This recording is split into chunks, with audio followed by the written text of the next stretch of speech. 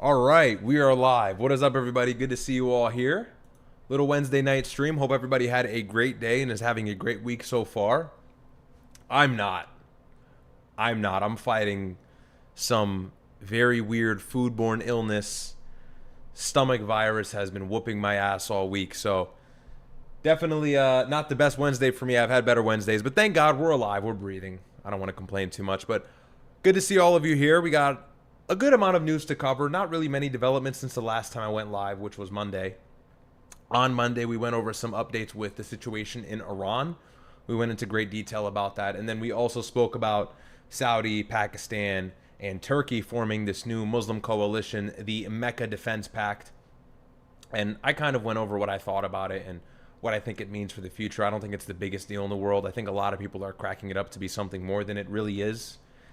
Maybe that's an unpopular opinion. Is it significant? Of course, but I went into detail on that. And there are some new developments on it today. Allegedly, Saudi Arabia blocked Egypt from even allowing themselves to join or being allowed to join. And that is likely because Egypt is closely allied with the UAE, United Arab Emirates, and the UAE and Saudi Arabia for the better part of the last 5 or 6 years have been pretty much sworn enemies. A lot of people kind of understate their rivalry. So we can react to that. I think I have that queued up in one of the tabs here. Lots of stuff we can talk about, but the main stories is going to be Trump's assassination plot. I guess Iran was trying to kill Trump, right? Because that makes a ton of sense. So we'll read that article, and then we'll read another article by the Middle East Eye saying that Turkey didn't believe it. And this article, I'm just foreshadowing here, we'll get into it later, but this article is titled, Turkey Suspects Israel Fabricated Trump Air Force One Assassination Plot to Derail U.S.-Iran Deal. So you can kind of get the conclusion of that story there, but we'll go into it. We'll go into the granular details, and I'll give you guys my opinion on that. But yeah, some stuff to kind of get into today. Not the most interesting news these last few days. The news has just been slow. It really has been ever since the Iran war kicked off. And, you know, we were covering and I was going crazy with the Iran war for the first 60 or 70 days. I was giving pretty comprehensive coverage, but it slowed down substantially. But we've been there every step of the way with every key development, everything that matters. I've been covering it. So, you know, if you're ever confused on like what happened, how did we get here? Every single stream I have, I pretty much do 1 or 2 good monologues on like some sort of update in Iran, what the situation is looking like. I went over the memorandum of understanding. I covered the 14-day or the 13-day technically back and forth between the United States and Iran over control for the Strait. I covered Iran now escalating the conflict and being the offensive aggressor instead of now the defensive defender. So we've kind of gone into all of that. However, I guess we'll kind of repeat ourselves a little bit today as well, being that we haven't gotten much, if at all, any changes with that situation. It sits this simply. It's Iran controls the Strait, and the United States is probably going to have little to no option except to capitulate to Iran's demands. There's no really viable way out of this unless the United States just bombs the hell out of Iran, borderline exercises a nuclear option, because everything else doesn't work. Boots on ground is definitely out of the question. Let me turn this fan on behind my camera before it overheats. Forgot to do that. Where was I? Boots on ground is out of the question, no doubt. The U.S. casualties will be through the roof, so that's not an option. However, you know, it is interesting to see that we've kind of hit this state of limbo as we've seen numerous times now over the course of the war, but I'm just hoping that the United States breaks a deal with Iran and we're done. How hard is that? It's pretty hard with Israel in the middle of everything, sabotaging it and poking the bear, but I'm more hopeful now than I was a few weeks ago because it does seem like Trump has realized he's all out of options. So we'll get into that, and we'll also go over the assassination plot. They duped the plane. They put Trump on Air Force One and then snuck him out the back and put him on some C-32A military aircraft because they were afraid when they were flying out of Turkey, specifically Ankara for the NATO summit, that Iran would shoot him out of the sky. And this story broke 2 days ago. This story actually broke while I was live on Monday night, because I didn't even see the story until I was like live, and I'm like, oh wow, literally like I'm about to end stream now, and this just dropped, and it's kind of been the main story in the news, so a lot of you probably know about it, and it's a little bit older, but I think it's funny to cover and get into. So we'll read an article on it, and I'll give you guys my thoughts about it. I'll talk to you guys about it. But yeah, hopefully everybody had a good week. Like I said, I'm just dying. I somehow made it to the gym today. Okay, real nigga, still working out. with an upset stomach, but I think I've lost like, I'm not even kidding, I've been losing a lot of weight. It's water weight, it's glycogen, it's not significant, but I've been dying. So here's the story. By the way, thank you, Mr. Clap Cheeks, for the 50. I see that, my friend. Thank you so much. Appreciate that. We'll read the chats in a moment. But shout out to you. W's in the chat for Mr. Clap. Good name, by the way. So Friday, hopefully my friends are watching because they were with me when this happened. So on Friday, I had, I went to this restaurant. I had oysters. Okay, I don't know if you guys are fans of oysters and mussels and shellfish and whatever else. I had raw oysters, okay? I know maybe some people are looking at me a little bit different. I like them, okay? I squeeze a little lemon on them. I put that red shit on it, whatever you call it. Or maybe even sometimes a little bit of Tabasco. And I had some oysters. Saturday, totally fine. Sunday, I wake up. I don't want to get into explicit details because it's gross, but you kind of understand where I'm going there. Maybe 20 visits to the bathroom, 15 to 20 visits to the bathroom. Each time I probably lost like a gallon of water. I'm not even kidding. It got to a point where I was like, okay, like I think I'm going to die. I was getting concerned. The first few times I'm like, whatever, upset stomach, call it a day.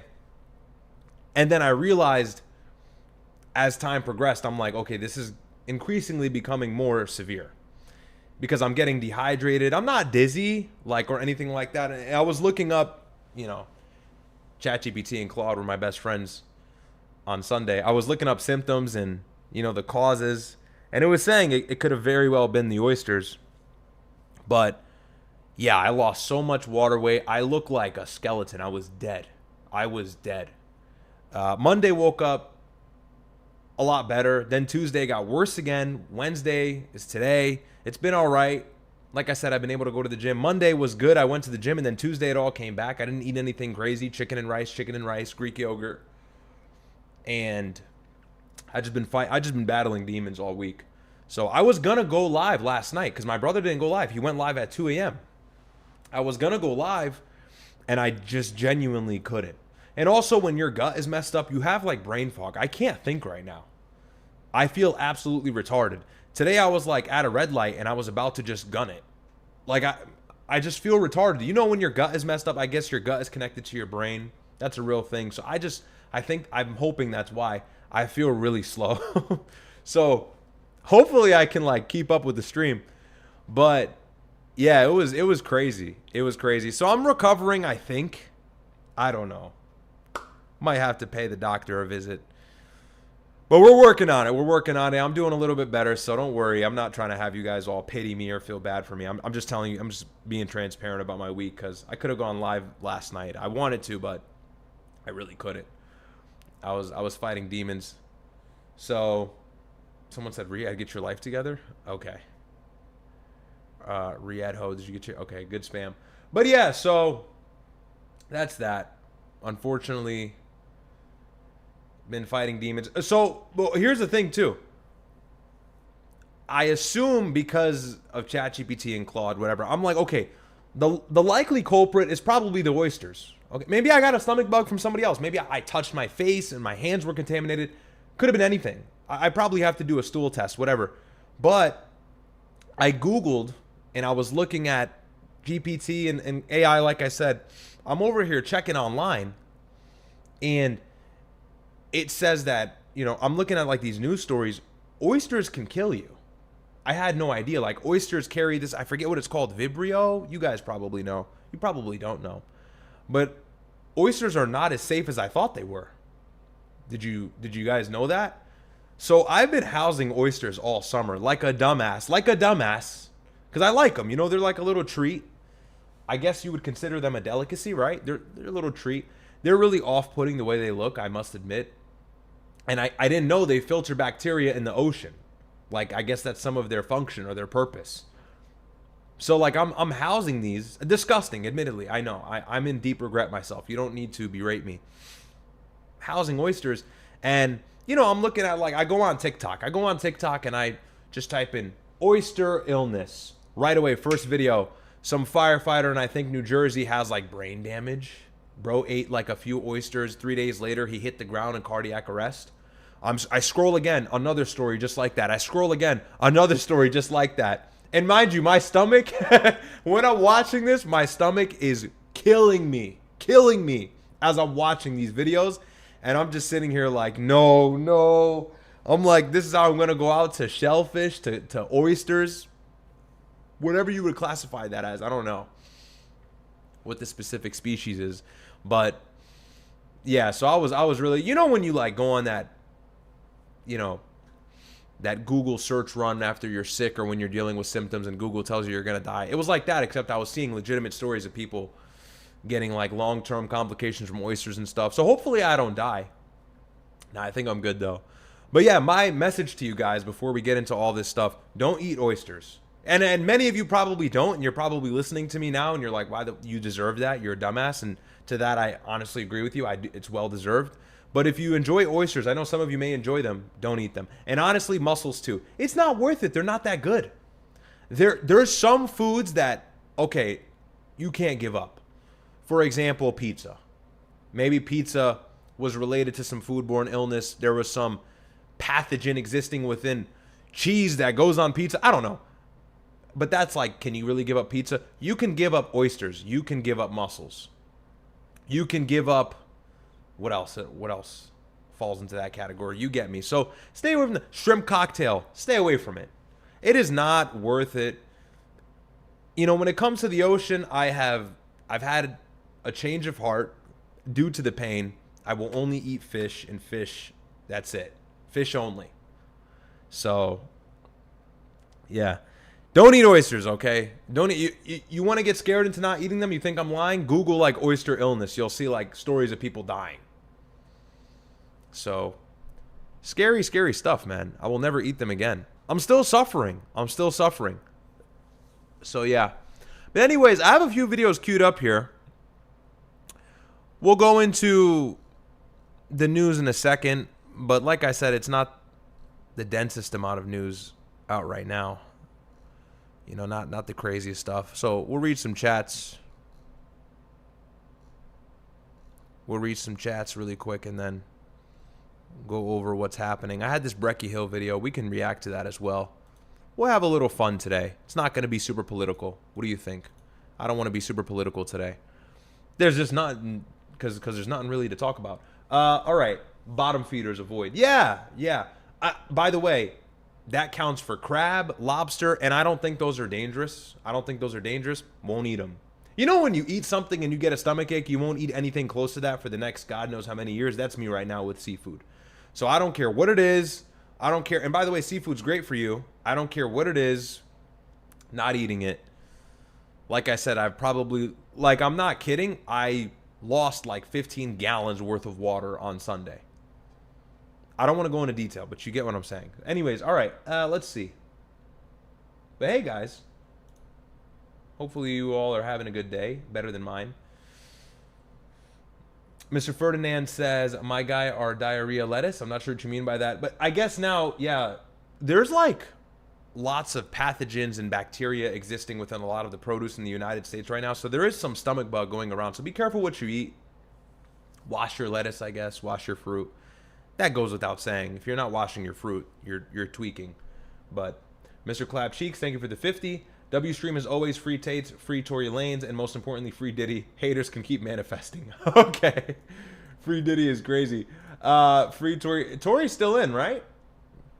Yeah, free Tory. I don't care what happened in this story. Free Tory. How about that? But he. Give a fuck. Free Tory, nigga. Niggas be trying to explain it. But Tory Lanez shot her in the foot. Is that even true? Who cares? Free Tory Lanez. KB Moss says, my Marshawn voice, just dropping my Nepo tax so I won't get fined.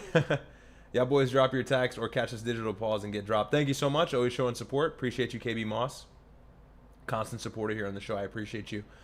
Hayasaka Abe says, they tried to backdoor Trump like some YNs. Yeah, they did. And by they, it's probably Israel. So we'll read that story right now. Leandro says, W Riyadh, keep up the great work. By any chance, are you covering the debate on Friday? I'm thinking about it, yeah. I don't know what time it is. Is it noon? I think I saw somewhere on Twitter that it'll be noon. If you guys don't know what debate he's referring to, it is for the Candace Owens versus Andrew Wilson debate on Charlie Kirk and how he was assassinated, who was behind it. So I'll definitely watch it. I don't know if I'll stream it because you got to realize with Candace, man, like things be behind a paywall. I don't want to get shot out of the sky with copyright. So I don't know what the logistics are of that. You guys have to understand on YouTube, you have to be very careful on what you react to. It's like a fair use policy thing where that's why like sometimes I'm reacting to something on maybe, I don't know, 60 Minutes or Jubilee. Jubilee, you can't even put it on the screen for 2 seconds. You'll get smoked. And like I'm always interjecting because if I just let the video play for long enough, I'll get hit with copyright. So YouTube is terrible with that stuff. YouTube is very on top of it. I don't know what the case will be for this debate. I don't know where it's going to be, what platform it'll be on. I know Patrick Bet-David is moderating, which is crazy. Patrick Bet-David is moderating, and, you know, I don't know if it'll be behind a paywall. I'm not sure of the logistics and everything pertaining to the debate, but I'll find a way to watch it, and if it's feasible, I'll stream it. So we'll see. No promises, though. Mr. Clap Sheik says, brother, oysters are haram. You probably got that Montezuma's revenge. You need antibiotics for that. I'm thinking I'm going to need antibiotics. Yeah, that's what my mom was telling me today. Oysters aren't haram. Are oysters haram? That's not true. I'm not Jewish. Are they actually? Yeah, it's halal. It's halal. Anything from the sea is halal. I think there's one school that's very on top of it. I think it's the Hanafis, though. Hanafis don't play with that seafood. But yeah, bro, we're not binded to the Old Testament. See, Jewish people can't eat shellfish and stuff. Mr. Ferdinand said today they are. Yeah, they're haram. Okay, I was gonna do some blasphemous shit. I was gonna make a fatwa. Let's not play around with that. That's not funny. Okay, so and I also have an interview. The PBS did an interview with the IRGC commander. I see this shit on TikTok. I'm like, gang, is this real? First time in history, anybody from Western media, I think, has sat down with an IRGC member, like an active IRGC member. So it's 9 minutes. We'll watch it for what it's worth. Why not watch it? Someone said makruh. No, I don't think it's makruh. I think it's completely halal. All shellfish, anything from the sea is halal. And it doesn't have, there's no methodology to slaughtering it either. It doesn't have to be zabiha. It doesn't have to be slaughtered by Ahl al-Kitab or anything like that, Christian or Jews. You can just eat it. Doesn't matter how it's killed. Seafood is fair game. But yeah, really, don't touch oysters, bro. And they look disgusting. What is wrong with me? Now I'm thinking about it. You ever see the oysters, how they're presented on the plate? They try to make it cute over the ice. That shit is disgusting. I had a change of heart quickly, okay? And by the way, you got to squeeze lime on it and put the red stuff on it so it tastes somewhat good. Nah, I ain't gonna lie. They're pretty good. I'm not going to cope that hard. They're pretty good. But never again will I eat oysters, okay? I learned my lesson. Anyways, so we'll start off with this video here. Or you know what? We'll start with the Trump story because that's a little more boring and I kind of want to get it out of the way. But it's for what it's worth, it's pretty interesting. I think it's funny. But this story broke 2 days ago, so like I said, I'm a little bit late. But we're all caught up on chat, so let's read this article here by the New York Times, but every single mainstream outlet had reported on this. So this here is titled, let me shrink myself a little bit just in case you guys want to read alongside me. Trump said to have secretly used military jet to leave Turkey amid threats. This was earlier this month. President Trump hid in an airport catering container and was taken to a military jet for a secret flight out of the country after the NATO summit last month. So top administration officials engaged in an elaborate deception to spirit President Trump out of Turkey during the NATO summit there last month, transporting him in a catering container to a military jet because of a threat against him in Air Force One from Iran, two senior U.S. officials said on Monday. Mr. Trump and other officials had said publicly that he would be leaving Turkey on July 8th aboard one of the older versions of the Air Force One, rather than the luxury 747 donated by Qatar that he had flown in on. Mr. Trump told reporters at the time that he was making the switch for old time's sake. Mr. Trump boarded the older plane from the left side door in view of the cameras, and news organizations, including the New York Times, reported that he had traveled on it to Britain, where he switched back to the newer plane. The Times reported at the time that the decision was driven in part by concern about the security of the new plane donated by Qatar, which had not been equipped with all of the defensive capabilities of older versions. So they didn't take the Qatari plane because it's not as secure as the old Air Force One. That was the story in the beginning. And we spoke about that briefly on stream when that story broke, but that was a little while ago. That was the cover story in the beginning, but now we're getting the real reason. But instead of flying out aboard that older powder blue modified 747, Mr. Trump was whisked off of that plane too. So they took him off of the Qatari plane, in which people thought he was on. They put him onto the old Air Force One, allegedly. That was the story. But they actually put him onto a C-32A military aircraft. It's going to say it here, but so they had two stunt double planes.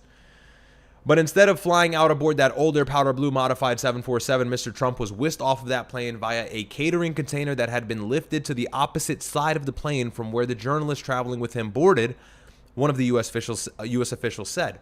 The president was then taken to a third plane, which he flew in secret to Britain, the official with knowledge of the matter said.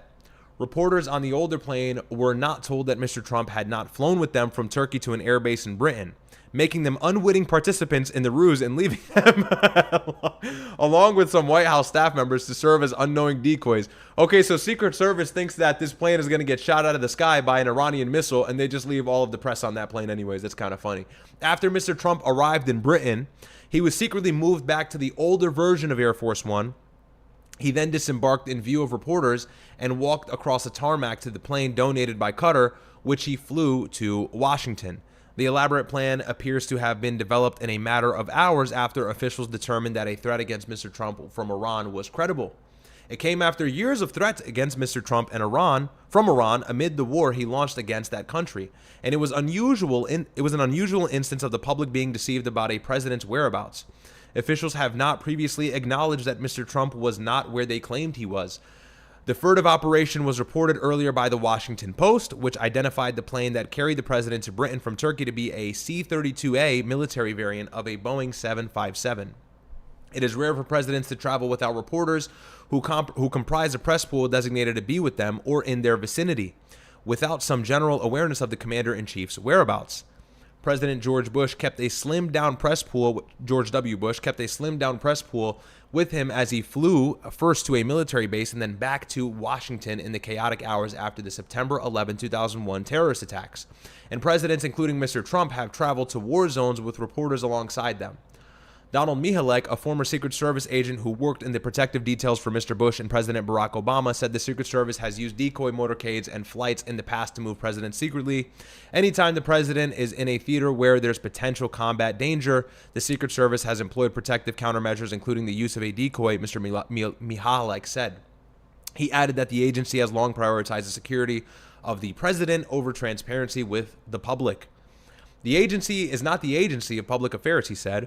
The agency is the agency of the Secret Service. Their number one job is to keep the president safe. Fair enough. In this case, the threat led the White House to purposely mislead reporters assigned to cover Mr. Trump, leaving journalists to report that he was traveling on board a plane that was being used as a decoy. After the Times reported last month on the security shortcomings of the Qatari donated jet amid the concerns about the threat from Iran, Stephen Chung, the White House communications director, seemed to hint that subterfuge might have been involved in Mr. Trump's departure from Turkey. As the president has said recently, there are many enemies of America who have their sights on him, and we used every tool at our disposal, including distraction and misdirection, to address those threats, he said at the time. The threat from Iran was not specific to the Qatari donated jet. People familiar with the sequence of events said instead Mr. Trump was being targeted on whatever airplane he was traveling on, as the Times had previously reported. Mr. Trump was briefed on the threat while in Turkey, and a plan was soon put in place with a small group of top government officials, including General Dan Kane, the chairman of Joint Chiefs, and Defense Secretary Pete Hegseth, the official with knowledge of the deception plan, said. The Defense Department and a spokesman for General Kane referred all questions to the White House on Monday. The White House reissued Mr. Chung's statement from the week of the NATO summit, only without the clause mentioning distraction and misdirection. The U.S. officials with knowledge of the deception plan spoke on the condition of anonymity to discuss sensitive security issues. When Mr. Trump arrived at the airport to leave Turkey, a camera that had been positioned beforehand captured him getting on the old Air Force One and journalists traveling with him, rushing to board the plane through lower steps in the back, had only a glimpse of him. A pool report noted as the plane took off, "We have been advised to keep our window shades in the press cabin closed." The older Air Force One landed at 10:16 p.m. at the Mildenhall military base in England, a pool report said, when Mr. Trump stepping off of it 40 minutes later. Before that, unbeknown to reporters, Mr. Trump was brought by a vehicle from a third plane that he had arrived on to the older Air Force One, boarded it through a different entrance, and strode down the steps from the upper left side as he would typically do, according to the U.S. official.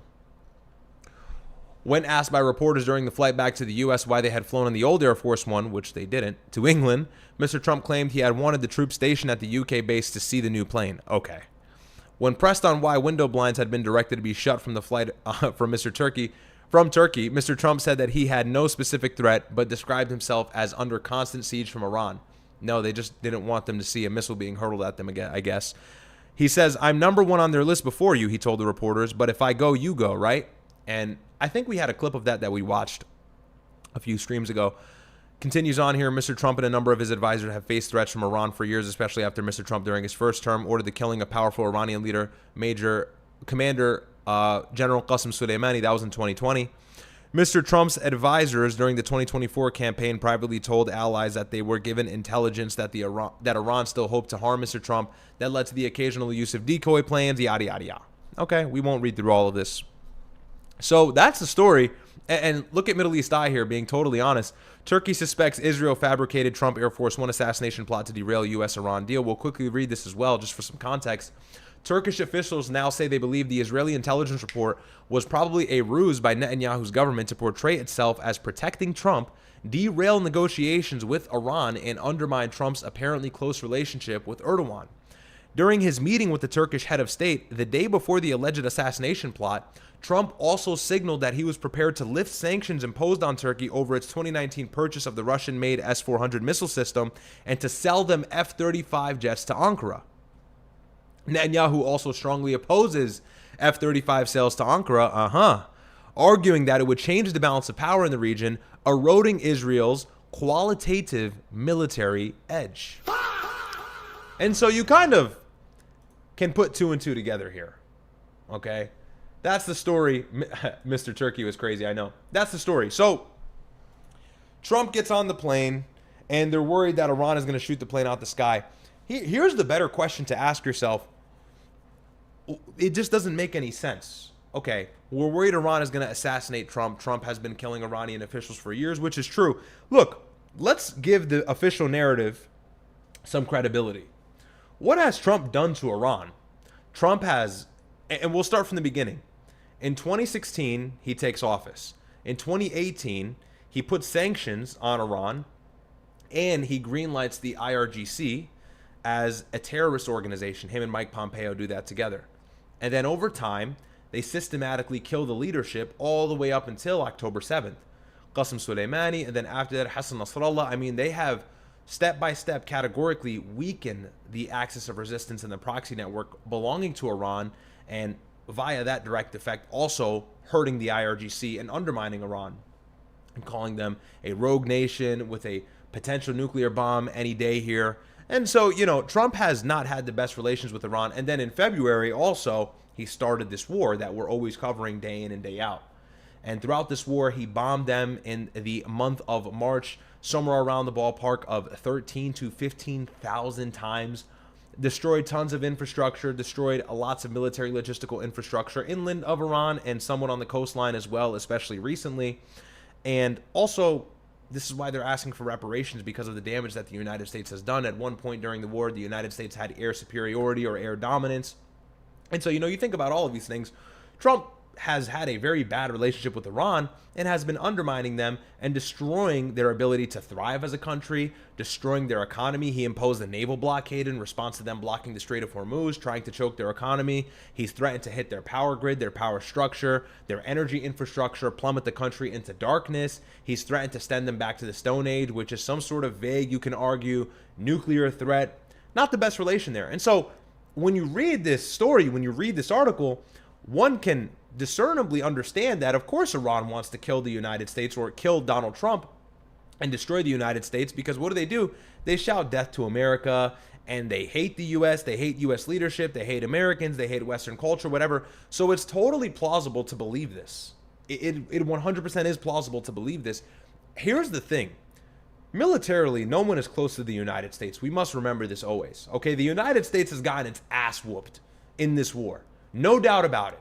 We've gotten our ass whooped, and we've achieved effectively none of our strategic goals since we started this war 170 days ago. It's been about 5 or 6 months at this point.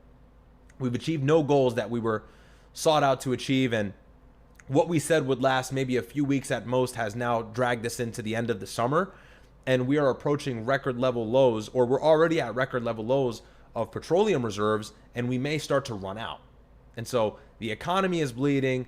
The global energy crisis is imminent because of the blockade of the Strait of Hormuz, as well as the disruption in the Red Sea from Iranian proxies in Yemen, that being the Houthis and Ansar Allah, targeting Saudi vessels. And so Gulf countries are suffering. The continent of Asia is suffering. The continent of Europe is even suffering. I mean, there's a lot of reasons here.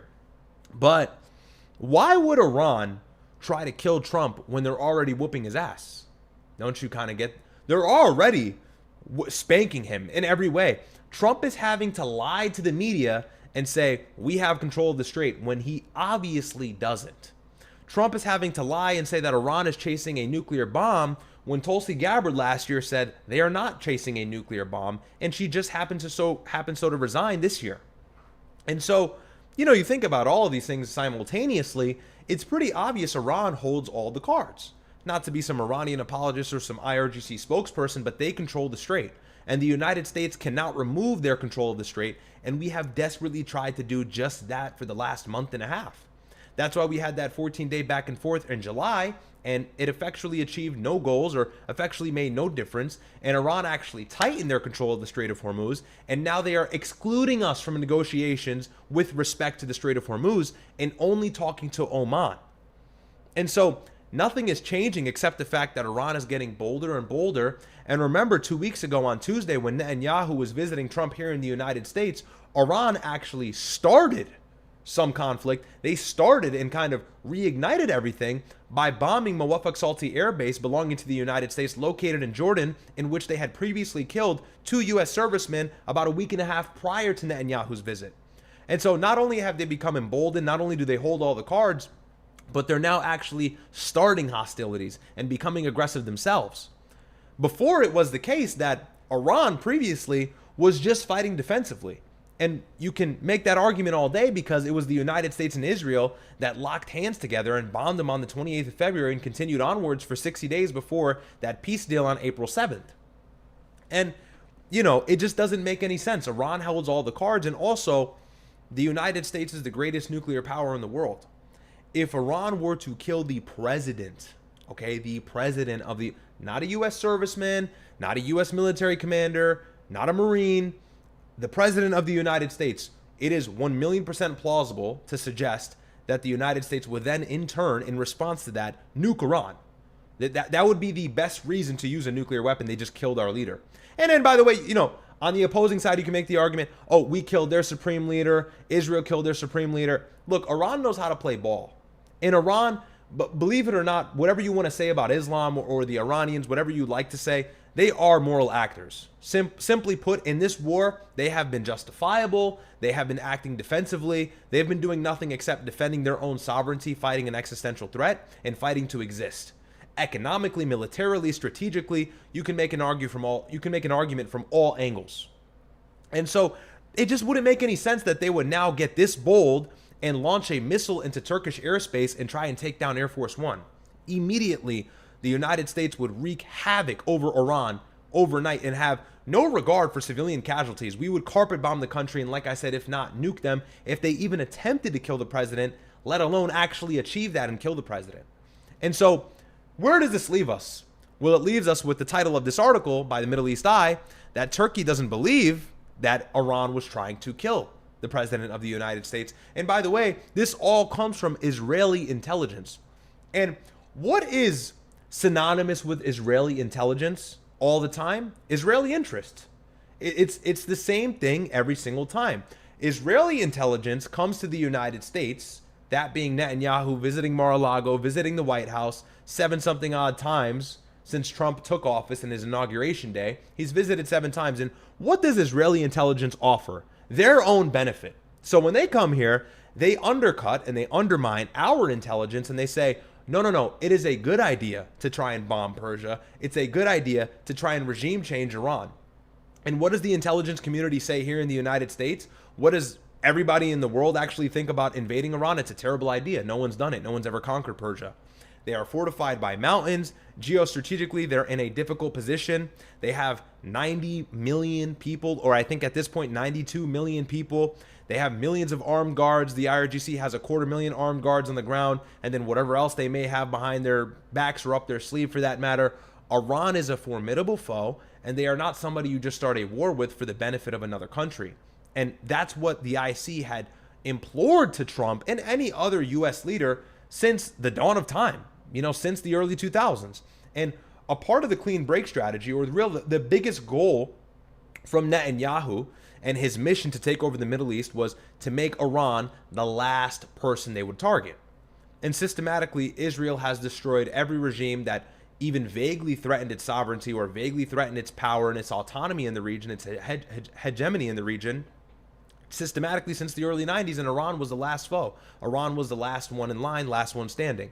And so their intelligence comes to the United States and tells Trump it's a good idea to bomb Iran. It's a good idea to start a war. We'll kill the supreme leader. We'll kill a couple military commanders. And lo and behold, overnight, we'll have organic regime change. And like the U.S. officials had said in the beginning of the war, the people, and Fox News was saying as well, the people would take this country by storm, take it back. We'd get a Reza Pahlavi. We'd get a Shah-like figure back in the 60s. And it would be a blissful country again with no Islamic control, and the United States would bring the Iranian people freedom from this brutal theocracy and this totalitarian control.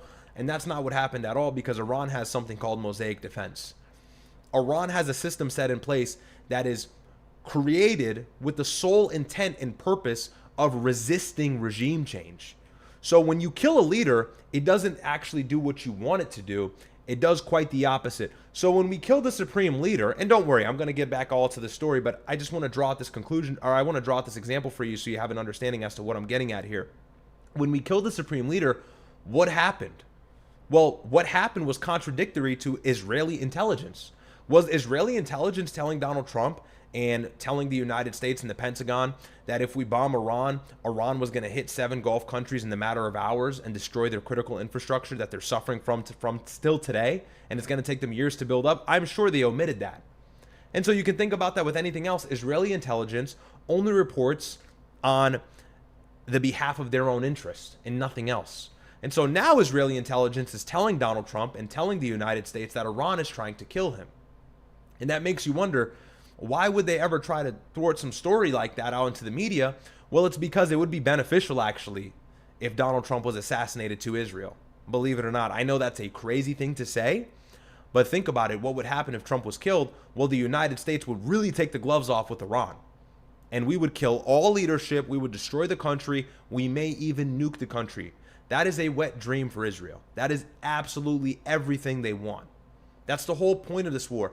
And Israel has been doing everything in its power to keep the war going no matter what. No matter what, they've been involved strategically whenever they need to be involved. And then sometimes they pull out when the United States is fighting for control of the Strait because the U.S. is doing the dirty work for them. Earlier last month, their financial minister, Smotrich, said, we don't need to get involved. The United States is doing everything for us. We'll just sit here and watch the war unfold.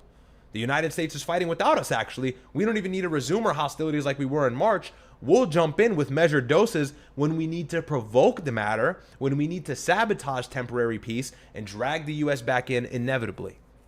And they do that with Lebanon too. When the peace was finally brokered, or that temporary ceasefire was broken on April 6th, on April 7th, Israel launched Operation Eternal Darkness and hit Beirut with 100+ strikes, killed like 350 people in that morning, that same morning.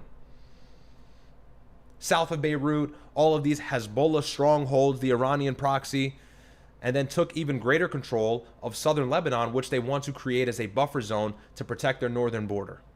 So Israel has every single factor of interest in pushing this type of story to the media, and this can condition people to really believe that Iran is attempting to kill the president of the United States. And by the way, it's reasonable to assume that Iran possesses the ability to launch a military threat to the president in Turkey.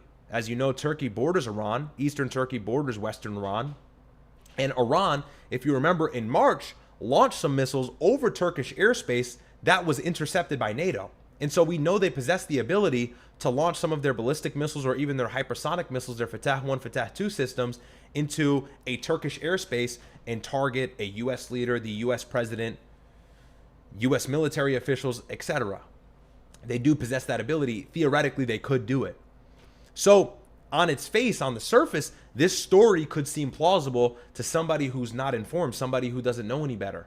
And that's what Israel banks on.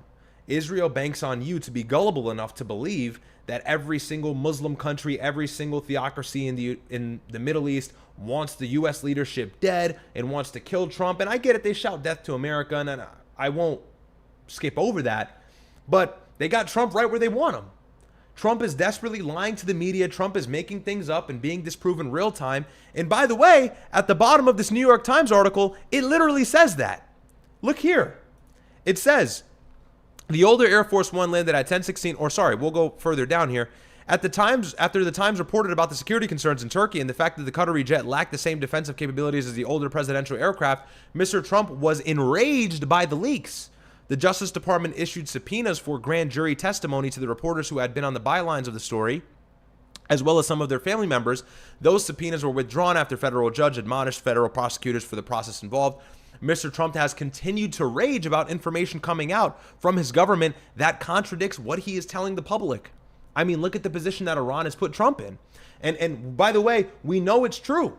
What did the Washington Post just report on a few days ago? Trump is yelling at Pete Hegseth in Maryland because we're running out of weapons in the Middle East to protect our Gulf allies. And what is happening to our Gulf allies? They're getting smoked by Iran. Saudi is having critical oil infrastructure that they can't afford to lose hit by these proxy network groups like the PMF in Iraq belonging to the IRGC. The Houthis are mobilizing and they're bombing the Yanbu port. That is the circumvention method for the Saudis to relieve the pressure that they can't actually relieve in the Strait of Hormuz. And so they're trying to circumvent the matter through the Red Sea westward and push their oil through the Bab el-Mandeb Strait, and the Houthis are messing that up too. And so Iran really has the United States and these Gulf nations in an unpredictable and unprecedented situation, and one that is not ideal to anybody except Iran and Iran alone. And so we can block their ports, we can block their blockade, we can try and choke their economy, we can do all the sanctions we want. They will always have their military logistical infrastructure on the coast of Iran in the Persian Gulf that could at any time pose a threat and bomb the crap out of any vessel that does not follow their waterway directions. And that's what they've done. They've delegated their own routes, they've delegated their own passage of maritime safety and maritime security, and they entirely control the strait. And they allow Oman to control the strait however they see beneficial to themselves, but Oman is not a threat to Iran at all. They're a non-factor. If Oman doesn't follow Iran's game plan in any way, if they don't capitulate to what Iran wants to do with the strait, Iran will bomb Oman to hell too, because Oman has no military capability. And if they would, it would be from the United States, which has effectively been nullified throughout the 5 months that we've been at war. So, you know, it would only be in Israel's interest for the president to be assassinated by Iran. But then you also pose a new question. Okay, who would kill the president? Could it be Israel? Could it be Israel? Could it be some conspiracy? And I don't want to get too crazy here, but as vaguely as I can put it, because I'm hesitant with the platform that I'm currently streaming on, you know, we go back to certain situations in the 60s and so on, you know, you kind of get a similar situation, right? Different reasons, but a similar situation. If you get what I'm saying, you get what I'm saying. So it is concerning that this idea is being floated around, because I don't think that Iran has any interest in killing a president they have complete control over and hold all the cards over, especially when they know the retaliation of such an action would be the stoppage of their existence. They would quite literally never exist. The U.S. would likely use a nuclear-like weapon against Iran if they killed the president, no doubt about it. That would be perfect for Israel, though. That wouldn't be perfect for Iran. And so you can kind of see where the inference is. You can kind of see what I'm vaguely suggesting, to say the least. So that's just crazy. And this is the look. If you just type in Trump assassination, There's a lot of articles that are reporting on this, like a ton, and they're all saying there's credible threat from Iran that they'll kill the president. BBC, The New Republic, USA Today, Middle East Eye, Independent, The Hill, New York Times, Washington Post, The Guardian, and there's way more. So this was the mainstream story for the last 48 hours, and it is very concerning because this is the idea and this is the rhetoric that Israel desperately wants you to grab onto. Iran is trying to kill the president. The president can no longer visit the Middle East. God forbid anything happens to the president.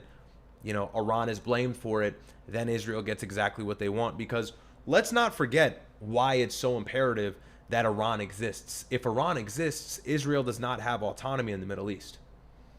Israel is a country that displays no self-control, simply put. They encroach on all the borders. They try and annex every single land they possibly can if they can militarily overpower any country. They're taking the Golan Heights. They're going to take Sueda, the Druze-controlled territory in southern Syria. And they suggested that that was their move when they bombed Syria and Damascus in the capital last year in July, if you remember that, after the new president had taken power, who is supposed to be aligned with Israel's interests and supposed to play nice with them and allow them to use his airspace, in which he has been good about. And yet they'll still push against him for more control of his land and his region. Like I said, the Golan Heights in southern Syria. And then you have Lebanon, which that's never going to end. You have the situation in the West Bank. You have Gaza. And then God knows what else. Right? So lots of concerning things when you think about it. But the only person that's in the way, the only entity, the only force that stands in the way of complete Israeli control is, in fact, Iran in their proxy network. Why do you think Israel is so desperate to get rid of Iran?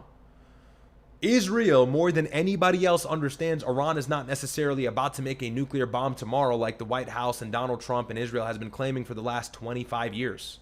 They understand Iran is not about to make a bomb. You know nothing if you think Iran is about to make a bomb, because Iran could have made a bomb a long time ago, and I mean a nuclear one. Maybe a primitive one, not as advanced as Israel's arsenal or the United States, of course not, but they could have made a nuclear weapon a long time ago. They purposely have been hedging for the strategy of deterrence and ensuring that nobody would invade or attack them. And by the way, that's happened already. So all bets are off. Maybe Iran now starts to race towards a nuke. Reckless actions from the United States and Israel to bomb them on February 28th. Now you can see. Hindsight is always 20/20, isn't it? Because now we're floating around the idea that the president is going to be killed by Iran. And we know what the retaliation, we know what the response would be for such an action. So if Iran stands, Israel can't do everything they want to do.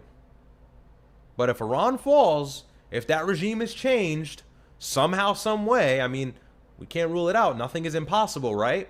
Well, then Israel gets everything they want. Everything they want. Who's going to stand up to them? Saudi Arabia? Who's going to stand up to them? Turkey? Israel has nukes. Israel has nukes. I said this 4 or 5 weeks ago on stream. I said this in the beginning of July. I said, people say, we need to eradicate Israel. It's actually impossible because they have like 400 nuclear warheads that they can strap to missiles and send off anywhere if they decide so.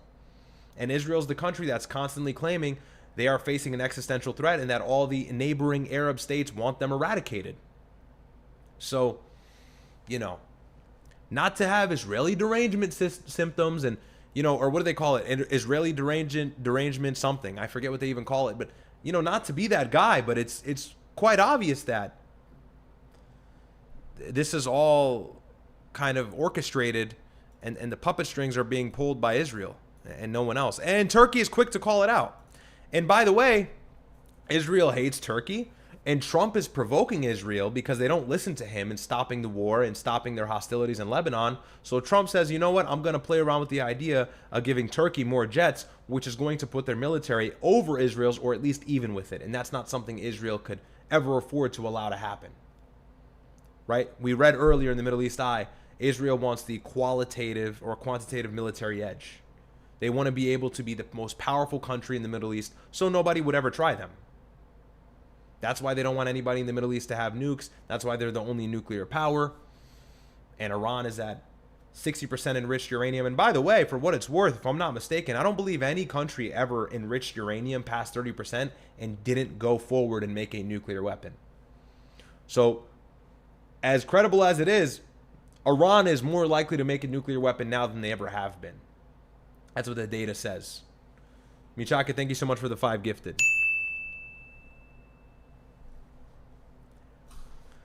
So lots of takeaways from that, but it's just increasingly frustrating to see that no one is like, and then people like, right, like people know this is bullshit, but it's just unfortunate the general public will eat that up all day. We'll eat that up all day long, and they'll say Iran is trying to kill the president. And like I said, I gave it its credibility in the beginning. It makes sense. It does make sense on its face, on the surface. Okay, Trump is destroying Iran. Okay, Trump is trying to take back the Strait of Hormuz. Trump killed their supreme leader. It's totally plausible that Iran would try to kill Trump. But when you really understand what's happening, when you have political literacy, you know that makes no sense whatsoever because of what would come after that and where Iran stands right now. Iran is not desperate right now. Would Iran, afford some benefit? Would Iran love for the Strait to be in their control but not have sanctions imposed upon them and not be dealing with military threats from the U.S. and Israel and have peace? Of course. Would Iran like the U.S. blockade lifted on their ports? Of course. It's hurting them. It's not that it's not hurting them. But Iran is in a position where they are facing an existential threat, and they've dealt with sanctions for years. So it is just another day for them. It's just another walk in the park. For the United States, this is a little bit different. This is something we're not used to. People are paying war tax at the grocery store, at the pumps, and the market shall follow. Price will increase. And so it's really not beneficial for us, and we're not exactly fit or cut out for these standards. We're not exactly fit for what is to come as a repercussion for this conflict in the Middle East. Iran can deal with it, especially now that there has been this, like I've said millions of times, rally around the flag effect in the country, where everybody is now charged up because the president is on Truth Social saying he's going to send them back to the Stone Age, and he's joining hands with Israel to kill their leadership. Yeah, if you're on the fence about the IRGC, you probably aren't anymore. Or if you were, you're not anymore, because you realize the United States and Israel is trying to eradicate you, especially Israel. And whether somebody is secular in Iran, whether they are a Shah fan, whether they are a Shia Muslim, or they're just anybody else, because there's lots of different groups that exist in Iran, they understand one thing: the U.S. and Israel is trying to take them the hell out, especially Israel. And Israel is the one who has put the battery in the back of the United States. Israel is the one who is effectively controlling the conflict, and is the one who started it, and is the one who dragged their Western ally into the conflict. And they're the ones who want Iran to no longer exist. They don't care about civilian casualties. They don't care about any of that. They don't care about killing the supreme leader. It was Israel's strikes throughout the war that was targeting critical infrastructure like the gas refineries and the oil refineries. Not even the U.S. was going that far. And the U.S. has been synonymous with Israel in their military objectives and goals. So if anybody, like I said, was fence riding about the IRGC or not a fan of the brutal theocratic regime, well, now they are. And by the way, they all know the protests were fake. They all understand the protests were fake and that the 30,000, 40,000 number was spiked up. They live there. And they're the ones who are dealing with exploded bridges, bombed bridges. They're the ones who are seeing smoke plume in the sky on their own land. So, it's now, Suleiman told me this when he visited Iran. It's the people who have become radicalized to the point where they are pushing the IRGC and the Iranian delegation that talks to the United States, like the foreign minister and the parliament speaker, Ghalibaf and Abbas Araghchi. It is the people now that are pushing them to not make any concessions. And that's what we see. Now Iran is saying we want the $300 billion. We want lifted oil sanctions. We want a guarantee he'll never attack us again. We don't want any of your military bases in the region. These are really bold asks. And they are saying we're still going to control the Strait. You're never going to have it. We're going to keep our enriched uranium. We're going to keep our centrifuges. We're going to keep our nuclear program. They're saying this is what the United States has to capitulate to in order for there to be a peace deal, in order for the Strait to be opened. And by the way, they'll still control and maybe toll ships on. So you can see how bold they've become. And they're the ones starting hostilities now. They're bombing Jordan first. They're bombing Saudi Arabia first. Now, I get it. Saudi Arabia was responsible for bombing the runway in Sana'a in Yemen. But still, they become bold. And they're fighting fire back with fire. And sometimes they're even superseding. Sometimes they're even growing stronger in their retaliations. Before, it was the case that every retaliation was even and it was fair. Now it seems like they're shying away from that. And this is an emboldened Iran. This is a confident Iran. This is one that is not going to capitulate or deal with any bullshit from the president that's constantly lying and trying to make them look like shit on the media. You know, when Trump is, I've said this before, when Trump is on Truth Social saying we're going to send Iran back to the Stone Age, it's not you reading that. No one reads Truth Social in the United States. No one cares what the president is saying in the United States because he's always jibber jabbering about some bullshit. It's Iranians reading it at 3 a.m. their time, seeing that the president is threatening to send them back to the Stone Age and nuke them. So you tell me who's become radicalized. It's them. And they were already relatively radical prior to this because of the sanctions, because of the hostilities, because of us killing their leadership, Qasem Soleimani and the rest of them. Now we're actually destroying the country. So that's that. I'm going to cap that off there because I yapped a little bit longer than I wanted to. But it's important people really understand the premise of everything and how much Israel has devastated the global energy market, the United States economy, the United States politically. It is Israel now that has made the left look like the good guys. Is that not true?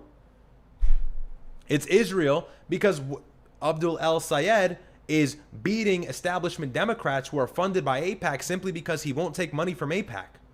So Israel has lost a lot of its political leverage in the United States because of the fact that the Republican Party has cucked so hard for them. We've gone to war for them. If Trump didn't start this war in Iran, maybe the anti-Israel talking points wouldn't be so strong. And so is that a good thing? Of course it is. However, these leftists, and I constantly tweet this, these leftists, these DSA candidates, these pro-LGBTQ plus candidates, they make it seem like on their face, they make it seem like on the surface, everything is anti-Israel. Then they get elected, then they get legislative power, and they're screwing up your town. They're screwing up your city. Immigrants are pouring over the border. These are the same people, like I said, who don't want borders, who want to abolish ICE, who want to defund the police, amnesty for immigrants, money for everybody, money out of political pockets. What does Abdul El-Sayed say? Healthcare for all, money in your pockets, money out of politics. It's all far-fetched bullshit. None of that is feasible. None of that works in this country. This country is structured on capitalism, not socialism, not socialism-esque like policies. That's not how it works. Any basic fundamental understanding of economics, you would know that if you had any. So, but this is what Israel is affording in the United States. Now the left is become visceral against Israel. Ro Khanna is getting arrested in the West Bank. I said this the other day. Ro Khanna is getting arrested in the West Bank, and Ted Cruz is taking millions of dollars from AIPAC. Okay, who's going to win in 28? Who's going to win in 28? J.D. Vance says for 1 second on Joe Rogan, yeah, Israel's kind of derailing the peace, and they're making it hard for me to talk to Iran, especially when I was over in Geneva. And then Mark Levin and Ben Shapiro all shit on him in minutes on X. And then he has to walk it back and make an apology. And that's the vice president of the United States. What does Trump say? Abdul El-Sayed, the guy who just won the primary for the Senate in Michigan, and he's probably going to win the general in November, to be honest with you. What is he saying? I think he has a chance. What is he saying? He's saying money out of politics, money in your pocket, healthcare for all. Okay, that we understand if we're smart. That's unlikely. That comes with a lot of back-end problems that you don't see in his statement, but that sounds good. That sounds like a man of the people. I'm just telling you how it sounds. I understand it's not realistic. We don't support him. I'm just telling you how it sounds. It sounds good. What is Trump saying in response to him? Trump goes, he hates Jews. Okay, bro, where is that going to get us? Where? That's actually helping people now. And I tweeted that. I said, the GOP and Republicans are stuck in 2008. This is like neoconservatism at its finest. And this is the problem. Republicans have no backbone.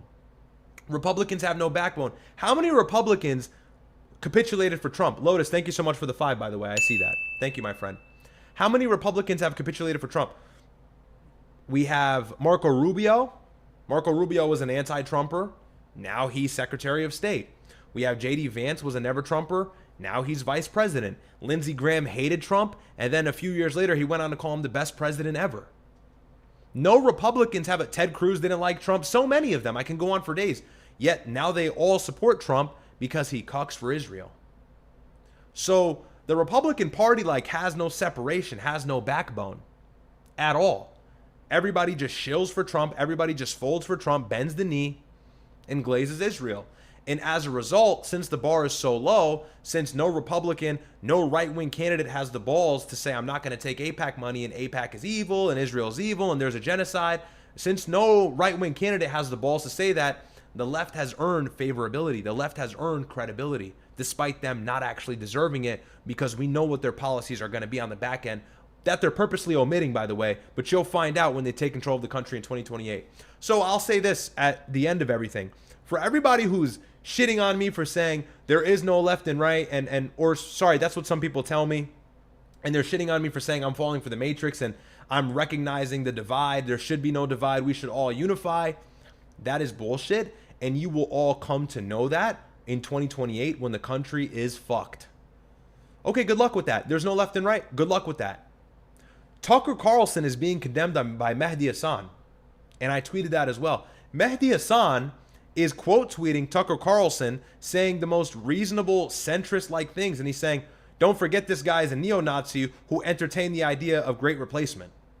Okay, where do we go from there then? Where's the coalition? Where's the unity? Mehdi Hasan is a huge, huge left-wing voice, incredibly influential. He's been in the game for years, for decades he's been in the game. And by the way, I'll give credit where it's due. He's smart and he's a great debater. And even him, somebody like him, will not lock hands with Tucker, even temporarily, for the greater control of taking the country back. So I don't know why people see that unity. There is no unity, but the GOP's mistakes is opening the door so wide for the Democrats and so wide for the far left extremists, the radical leftists, the Antifa likes, to skin suit as anti-Israel, as America firsters, as these people who resist AIPAC money. And then when they take office, when they have legislative power, that border in Texas is going to open wide open. It's going to open back up. And it's going to be 10 million hopping the border like they did under Biden's administration. So I'm telling you, I am telling you, come back to this video in 28. If a Democratic president wins, if Democrats control the United States in 2028, come back and tell me I was wrong about the right-left divide and how I'm falling for the matrix. Won't be no fucking matrix when a Democrat is signing legislation to allow gay books in your kids' schools in 2029. Won't be no bullshit there. Then it's going to be, oh, there is a right and a left. I'm telling you that now. You know? I'm so tired of that shit. Constantly, I was attacked for that after me and Sneakos argued about it. And people are saying that I'm a Zionist? What the fuck? Because I highlight ideological differences that are 1,000,000% different, and you can distinguish the differences right away. It's good that they're anti-Israel. But understand, first of all, they're going to win and walk all that shit back. Even Abdul El Sayed, he's not that based. So, you know, he's not that based. I've seen his rhetoric. So it's like, bro, we have to hold the bar a little bit higher. I didn't mean to go off like that. I kind of wanted to get into more because I don't have that much time. All right, let's see. I got some chats in here. How do we blame this on women? We'll find a way. People will find a way. Lotus says, yo, Riyadh, hope all is well. Just want to say I would feel safer knowing Iran being a more powerful country than the U.S. What do you think, W-Stream? No, I wouldn't say that. I feel safest with the U.S. being the most powerful country in the world. That's why we're able to enjoy life the way we enjoy it. Definitely, I wouldn't agree with that. Thank you for the 10. But Iran is a relatively moral actor. They've done nothing except defend themselves. Simple as that. People don't like hearing that. Goodbye. Unsubscribe. They've just been defending themselves. That's what they've been doing. We forced their hand in every position possible. You know? And people forget we bombed the shit out of them in March. We bombed the shit out of them in February. We killed the Supreme Leader on day one. So, but yeah, I can't harp on that enough. The whole left and right, like, oh, there is no left and right, we must unite. Okay, let Democrats control the country, and you will see a stark difference between left and right. When the curriculum in your kid's school changes, when policies change and you're paying more money for shit you didn't think you had to pay for, you know, mass amnesty, illegal immigrants, H-1B visas. H-1B visas are so destructive to our youth. And the tech billionaires, they say, oh, no, Americans aren't smart. Americans aren't smart. They don't want to go to school and learn engineering. They don't want to go to school and learn how to code. They don't want to go to school and learn software engineering. So we have to hire the Indians and the Chinese because they're smarter. Is that true? Or is it just that Americans know they'll get that degree and get fucked because you'll be able to pay the Chinese or Indian H-1B person a lot less money? So they know it's not even worth their time. Do we incentivize our kids to even learn the best things to be bright anymore? Because even if we do, we don't guarantee them a salary. We don't guarantee them money because we'll just pay the immigrant less money. That's the thing. When you deal with U.S. citizens, you have to treat them justly. You have to treat them fairly. And the billionaires don't want to do that. You can treat the H-1B immigrants and the visa holders like shit. Why? Because their work is contingent upon their stay here in the United States. They get fired, they're going back home. That's not the case for U.S. American citizens. So it's like so many. I can go on about this for days, but it's just so many things. It's so many things.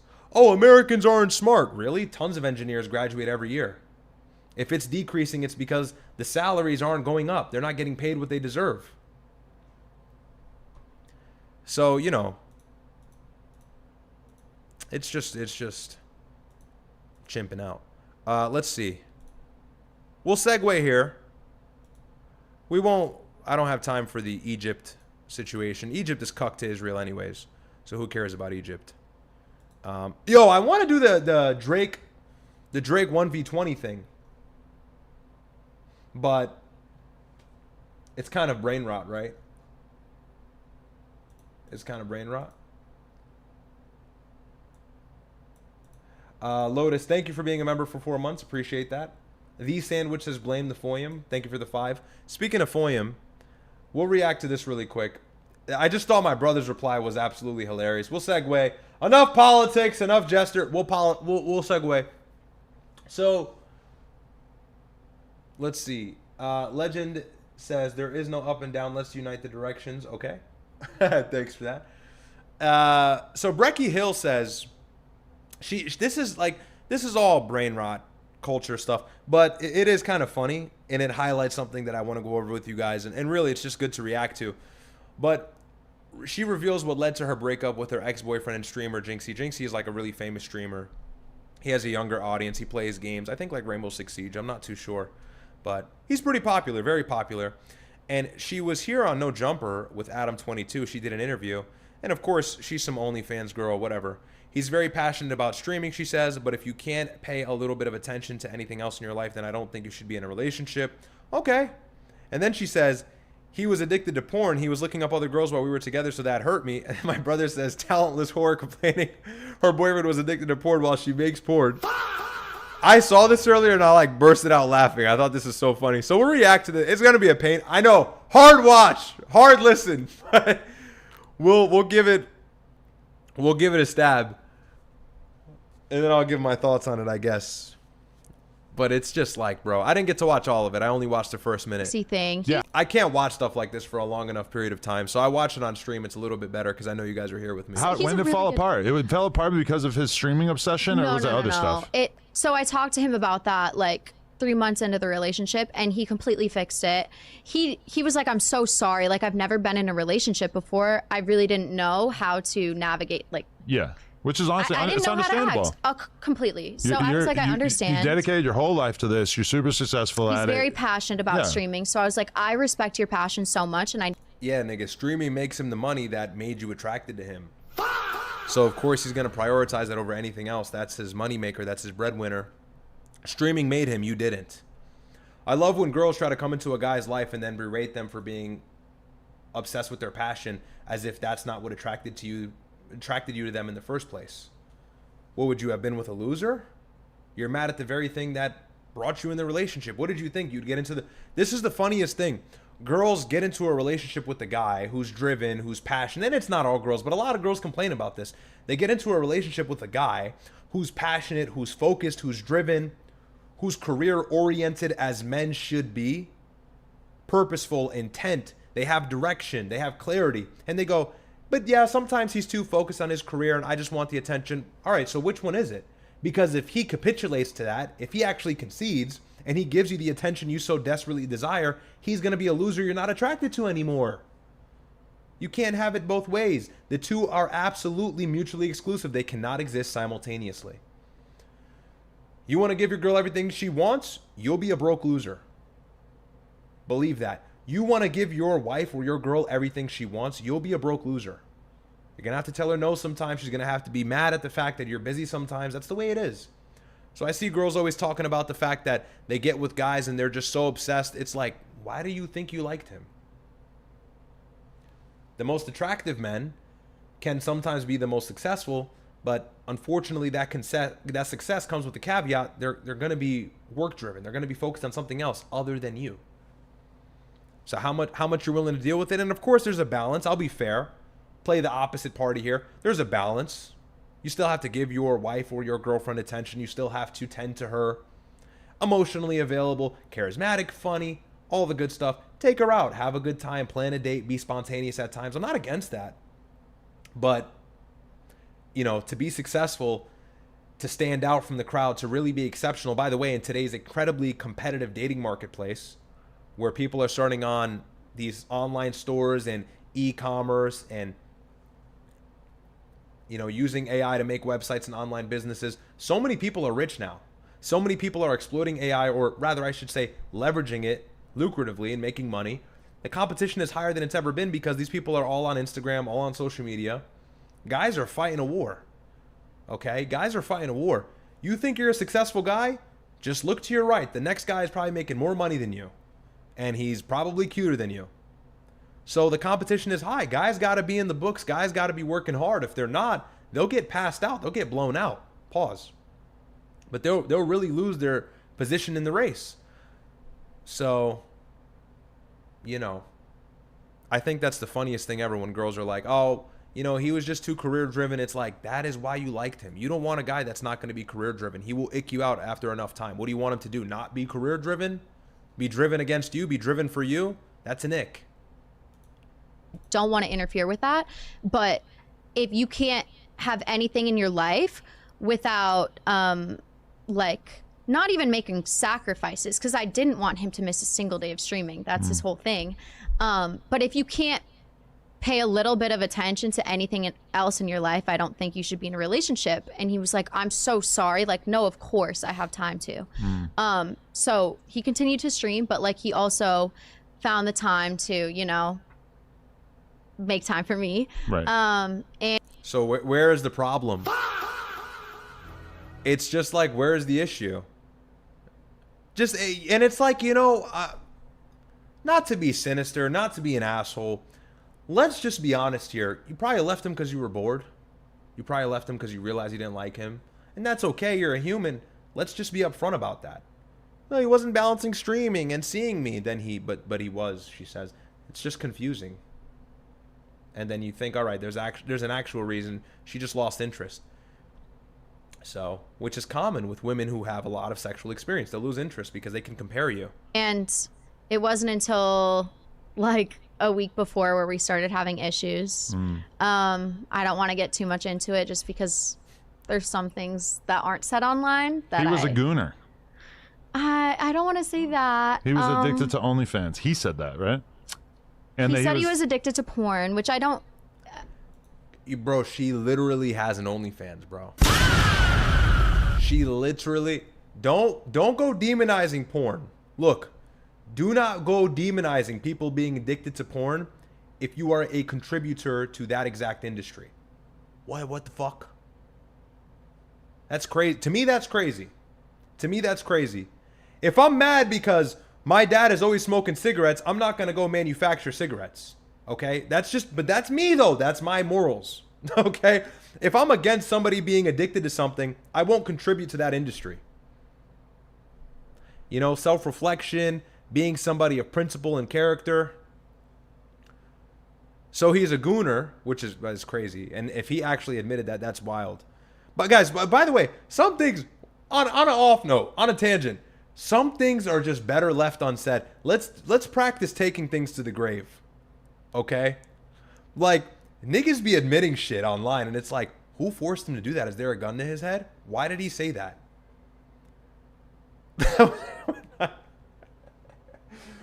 Bro, sometimes I'm like, I see these videos on TikTok. I'm not getting them because I'm addicted to gooning, I swear. But I get these videos on TikTok and guys are talking about, and I get it, like they're kind of brave for coming out about it, whatever. But guys will be like, yeah, I used to masturbate 8 times a day. It's like, bro, no one's forcing you to admit that. Don't admit that, bro. You're going to regret that in 10 years. That's crazy. Somebody says it's internet culture. That's so true. It's become normal to be way too transparent online. It's like, no, like there should be a barrier. There should be a shield there, you know? Some things, like, people admit shit that I wouldn't admit to like my closest friends. There are some things you just don't ever admit, you know? Guys be like, yeah, I had a like, okay, I'm not attacking him, but he's already said it publicly, so it's just worth it for the example. Larry Wheels was addicted to webcam girls or something like that. I'm sure you guys are aware because he's spoken about it multiple times. And look, I'll say this in the beginning. Good for him because he's helping other guys who may be dealing with that. Fair enough, I'll admit that. But also it's like, wow, I just, that's crazy because it's such an aura loss. Like, why would you say that? Like, just take it to the grave, bro.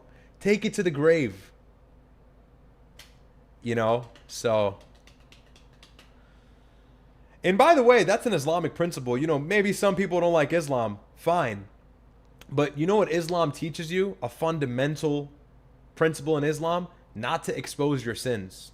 Like if you went and you gooned at night in your room in the dark, okay, you're shielded from the public knowing that. Or if you commit sins and people don't find out, it's because God is shielding you. Why are you like making that a public spectacle? It's something that has never computed right with my brain. It's never sat right with me. So I just don't know why people admit to gooning. It's like, bro, don't do that. Don't do that. That you can take to the grave. And there's other things too, but like the porn addiction thing, because there's this trend now of like guys coming clean of porn addiction, whatever. And it's not like guys going, I'm not talking about guys who go, oh, I used to watch porn, then I stopped. Okay, that's every guy. It's not that. It's, yeah, I masturbated like 9 times a day to every single genre on a porn website. It's like, who's threatening your life? I would just hope they're being paid a bag. And sometimes they are, because these like no-fap apps, have you seen them? Or like these no-fap courses will be paying them to come out about their story and give the testimonial. But gang, I'm not gonna lie, you could throw me any bag. I'm not pushing your service to say that I gooned 100 times a day. I am not doing that. I am not doing that. Any service can come to me now and say, Riyadh, we will pay you $5 million to say that you were a chronic gooner, but you used our service and now you have beat the addiction. I'll be like, yeah, I'm not doing it. Okay, 5 million's crazy. Maybe I'll do it. But you get what I'm saying. You get what I'm saying. So it's just nuts, bro. You know, people have no shame today. No shame. Not to sound like a boomer, but people really have no shame. You know? Just like, yeah, I used to watch revenge porn. I hear this shit. Like, people are like, yeah, I used to watch hardcore. Sorry to be, and I apologize for the explicit rhetoric, but it's like, please, just take that stuff to the grave, man. Don't admit that. That's embarrassing. That's embarrassing. Did your parents not teach you any better? Why the fuck are you going around saying that you used to be a gooner, you used to pay for subscription services for webcams, you paid for OnlyFans? Don't die with that information stored somewhere. You should forget it yourself. Don't even take it to the grave. Remove it from your brain. That's just crazy, bro. That shit always confuses me on a deep level. Like, maybe he is, but that's because look, here's an example. This just comes to my mind now as I'm speaking to you guys. Now he's being clowned for it. Now this OnlyFans girl, this OnlyFans thought, is clowning him for being a gooner. And you could say, oh, she's being respectful. They're clowning him. They're on a podcast talking about how he had an addiction to masturbating. That's his business and his only. Okay? And she's talking about why she broke up with him. Like, they're obviously, let's not be stupid here. We understand the implication. You're making a joke out of him. You're making a fool out of him. So you want to come out and say, I used to be a chronic gooner. Now I'm Mr. Macho Man David Goggins. And your ex is going to jump on a podcast with millions of viewers to say, yeah, he beat his dick like every other day. We can never have sex. Keep it to yourself. Skeletons in the closet. That is a saying for a reason. Keep them in the closet, bro. What is wrong with that? always is. It's so difficult for my brain to compute that. Unbelievable. Unbelievable. Lotus says, bro, I just watched Fox News saying, or actually there's a few chats here. I'll read these really quickly before we get back to the video. Have you seen the UAE ruler getting confronted in the United Kingdom? Yeah, by the Sudani. Shout out to him and screw the UAE. The problem started when he gave into her demands 07. Yeah, and then look, Jynxzi is a young kid. I believe at the time he was 19 or whatever. I know he's younger than me. Look, does he know better? No. You know, he's a streamer. He does the internet thing. He plays games on stream, I think. I don't know what he even does. I don't want to slander him, but, you know, does he really understand how to move around women, how vicious women can be? He probably didn't know until he broke up with her. So, poor kid. He had no idea, but you got to move tack these days, man. These girls smell blood. They're getting on podcasts talking about how you had gooning addictions. This is why I'm saying, stop dropping the lure. And guys get with girls, by the way. Let me just tell you this. Guys get with girls. He's older. How old? He's not older than me. That's so cap. I'm 24. Oh, he's 24. He's also 24. Yeah, he's a young guy. Anyways, I thought he was younger than that.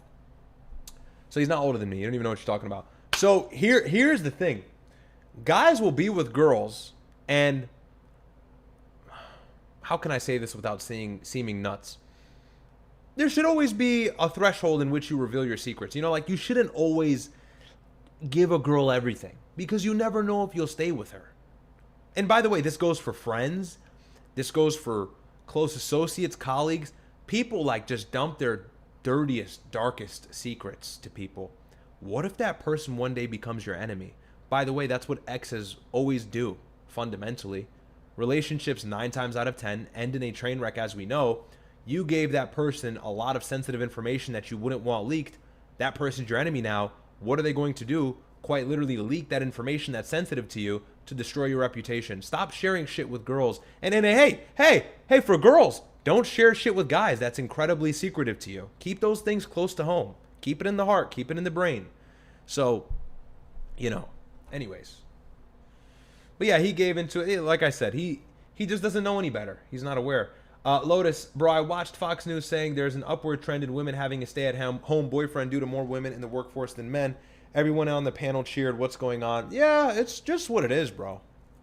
Jacob says the internet is forever. Thank you for the 2. Very true, Jacob. What's good? Good to see you in here, man. Yeah, it's true. It's true. Look, I have these moments of demoralization. I've realized that. Sometimes I watch my stream back and I'm like, damn, I'm just making it seem like there's no hope. But, like, women are dominating the workforce. Women are earning a lot more money than they ever have. Like, women are, it's over, bro. Feminism has taken over. Why is it taken over? Because guys have stepped aside and let it walk right by them. They don't check it. They don't try to combat it. They don't try to fight it. They just let it fly by them. And as a result, women have become emboldened, like Iran, like Ukraine. Ukraine is hitting Russian oil infrastructure. Ukraine has this deep drone stockpile now that they're screwing Russia up with. Iran has ballistic missiles out the wazoo hitting the Gulf with, starting conflict with Jordan. It's the same thing with women now. Women are bold. Women are throwing the first punch. Women control a lot more than they used to. And, you know, they're gaining power and leverage that they never had. And they're not always the greatest possessors of that power. They sometimes use it for worse. They don't use it for the better. And so you see it like when you watch Fresh and Fit and shit. But it is it's cooked. Like, guys try to say, like, oh, you know, feminism this, feminism that. Bro, feminism is here. It's not going nowhere, bro. Okay? It's here. It's over. So just get used to it. Just get used to it. People say, no, you got to fight back. Who? Me and what army? It's over, bro. It's done. It's not even necessarily what I don't know. Right. That's not necessarily what I found. But he was also there's some things that I don't want You to. found gay porn? No. Okay. Nothing. And it's like, why bring it up if you don't want to bring it up? Why bring it up if you don't want to bring it up? You know when somebody's like, oh, this crazy thing happened to me the other day, but I can't talk about it. Okay, why fucking bring it up? I just want to grab their neck when they do that. Don't you hate people who edge like a secret or a story? Oh yeah, you will never believe what happened to me the other day, but I can't tell you. I can't tell you. It's like, fucking tell me. Why'd you bring it up then? Why'd you bring it up? So she knows what she's doing. Oh, I know the craziest thing about him, but I'm not going to say it. And then now that leaves Adam making the wildest guesses like, oh, gay porn, gay porn. Like, you know what you're doing. It's so deceptive. It's disgusting. But you want to tell these girls your secrets, have fun. And by the way, girls don't need to be famous to get on a podcast. You ever heard of Fresh and Fit? There's nobody girls on there all the time. And by the way, if you watch Fresh and Fit, what do the girls constantly do about their exes? Tell the craziest stories, leak the craziest secrets. They have no decorum. They have no morals. They have no principle. Some of these girls. Some of them so salty after breakups, especially if you initiated it, they will go on a campaign to destroy your reputation like a goddamn politician. So it's like, oh, I know the craziest story about him. Like, you wouldn't believe it, but I can't tell you. It's like, what the fuck? You know, that's exactly what you're doing, is getting Adam to desperately pull it out of you, so it looks like you didn't want to tell him. What is this, like psychology 101? Like, we weren't going to catch on to that. It's dirty tactics, but you got to clock that kind of shit. You're not innocent.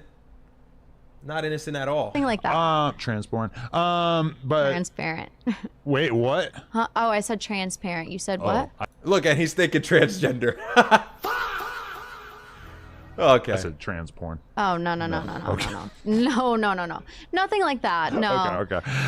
There's some things that Well, go he on said behind closed doors. he admitted to know? social media stalking as well.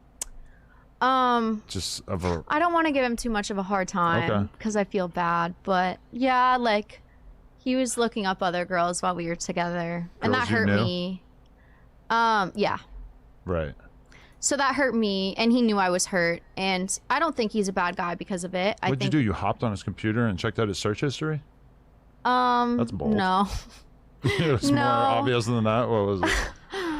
I can't say too much. But so, okay, you took his virginity, I'm going to assume. I don't even know if I'm allowed to say that, but yeah. Mr. Toad's wild ride. Was that how was that? I don't want to explain it. Really? Okay. That makes sense. All right, that's fair. He was we were dating at that time. But you were like the seductress who took his innocence. That's crazy. But I didn't think of it like that because I didn't know until after. Oh, wow. After Really? that he was, yeah. Did he didn't show tell and prove? Did he put in work? Or did it leave a little bit to be desired? And she's saying he looked. All right. Okay. I hate to be the bearer of. I was going to say this earlier. I didn't want to cut it off in case they said something good. Maybe we're getting too crazy here. I hate to be the bearer of bad news. I hope no girls are watching with their boyfriends beside them. I hate to be the bearer of bad news. Okay, him, I don't know what she's vaguely referring to or what Adam is referring to, whether he was looking at like porn of other girls or just looking at other girls. I'm not defending the porn part. But again, not to be the bearer of bad news, but like men are always gonna like look. Okay? And hey, maybe this is like I'm doing the girls a favor. I'm not trying to backstab the guys. Men are always gonna look. That's just the way it is. Okay? That is the way it is until the day of judgment, until the rapture, until the calamity that befalls us and where the earth is destroyed and God brings about the judgment to humankind. Men are always going to have wandering eyes, okay? They're always going to look at girls regardless of whether they are in or not in a relationship or in a marriage.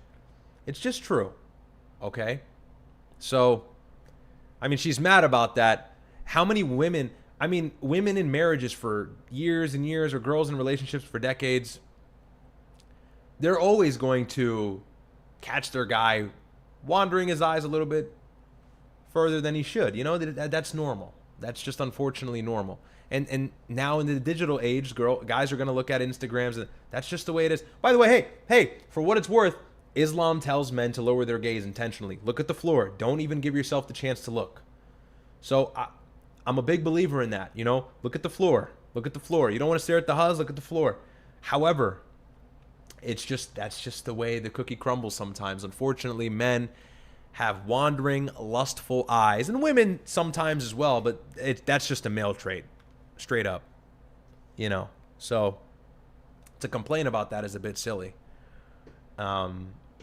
To complain about it to him in the relationship is one thing. Of course, she's going to get mad. But, like, to go on a podcast and say that's one of the reasons is like, okay, every guy does that. The next 10 boyfriends she's going to have are going to do that. That's like, and everybody knows that. I don't even think that's a hot take. Oh, I'm not going I started out as a hot take, and now that I say it, now that I hear myself saying it, totally reasonable. to say anything about this. No Carfax? Nothing about Damn, this. all right. I feel I fair. won't disrespect him like that. That's real. That's real. Yeah, she like walked it back. You violated him. See that? All the Jynxzi fans out there? See that? That's a real one right there. She just held him down. She didn't hold shit down. Fuck out of here. She violated. We went into it already. That's what they do. They get on the podcast and they just cook you. You know, they get on the podcast and they make you look like a goof. So, nothing's worse. Because, look, a guy's ex is still in some ways representative of him. He was once upon a time with her. And a man's woman or a man's past woman is a symbol of his status or what was his status. That's true. You know? So, you know, you're with a girl and the girl's promiscuous. You just look like a dickhead. No one's attacking the girl. You're with a girl and she's posting half-naked photos or whatever it is, you know, whatever your standards are, whatever your boundaries are when you set your relationship up. You're with a girl and she's doing things that make her look promiscuous. She doesn't even look bad. You do, you know? So that's why it's very important. You don't give these girls more than they need to know. I don't care. And by the way, I say this myself. Okay? I say this myself. If I get a wife, I'm not going to tell her every single secret, every little dirty secret I have in my life, all the skeletons in my closet. That is my wife, okay? That's not like my... what is this, confession? She's not the fucking priest. That's my wife, nigga, okay? The wife is for procreation. The wife is for a fun time. Keep me company. I keep her company. We love each other. We enjoy each other's company.